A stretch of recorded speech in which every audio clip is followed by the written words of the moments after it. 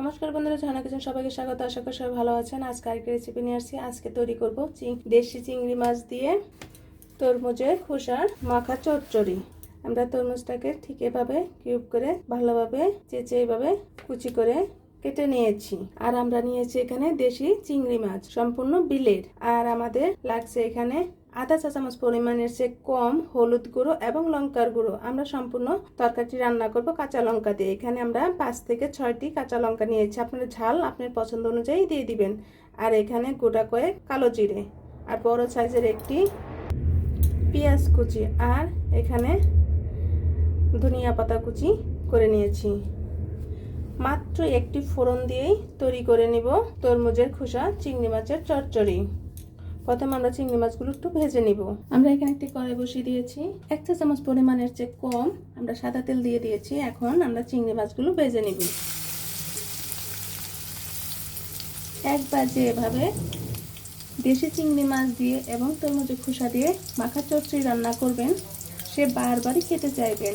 আর অন্য কোনো কিছুই লাগবে না, অনায়াসে এক থালা ভাত খাওয়া হয়ে যাবে, এতটাই টেস্ট মাত্র একটি ফোড়ন দিয়ে। এখন চিংড়ি মাছগুলো আমরা ভালোভাবে ভেজে নিব। আমাদের যখন চিংড়ি মাছগুলো অর্ধেক পরিমাণে ভাজা হয়ে যাবে, তখন আমরা পেঁয়াজ কুচি, কাঁচা লঙ্কা এবং কালো জিরে এরকম করে দিয়ে দিব। আমরা কিন্তু হলুদ আর লঙ্কার গুঁড়ো চিংড়ি মাছের সাথেই দিয়ে দিয়েছি। আর এখানে আমরা আর কোনো হলুদ এবং লঙ্কার গুঁড়ো ইউজ করব না। খুব সামান্য মশলা দিয়ে খেতে দুর্দান্ত হয়। এখন ভালোভাবে এই মশলাগুলো একটু ভাজা ভাজা করে নিতে হবে। চিংড়ি মাছগুলো ভাজা ভাজা হয়ে গিয়েছে। এখন তরমুজের খোসাগুলো আমরা দিয়ে দিব। এখন একটু উল্টিয়ে পাল্টিয়ে নেব। প্লিজ বন্ধুরা, এখনও যারা সাবস্ক্রাইব করেনি তারা একটু সাবস্ক্রাইব করে দিবেন এবং একটু লাইক করে দিবেন। আপনারা পাশে থাকুন, নতুন নতুন রেসিপি নিয়ে আপনাদের সামনে হাজির হব। আর এইভাবে তরমুজের খোসা আর দেশি চিংড়ি মাছের মাখা চচ্চড়ি কে কে খেয়েছেন অবশ্যই কমেন্টসে জানাবেন।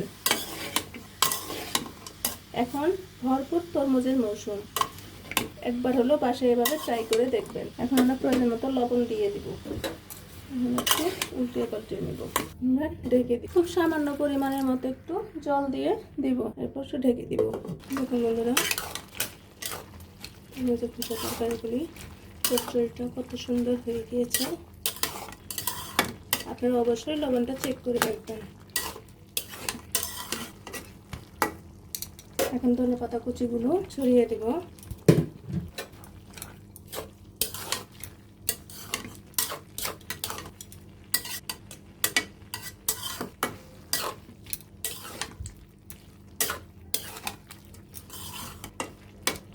এখন আবার একটু ঢেকে দেব। দেখুন বন্ধুরা, চিংড়ি মাছের দিয়ে তরমুজের খোসা মাখা চচ্চড়ি হয়ে গিয়েছে। অনেক অনেক টেস্ট হয়েছে। আপনারা অবশ্যই কমেন্টে জানাবেন। আমরা নামিয়ে নিব। দেখুন বন্ধুরা, তরকারি কত সুন্দর দেখাচ্ছে। ভিডিওটি দেখার জন্য ধন্যবাদ। Thank you.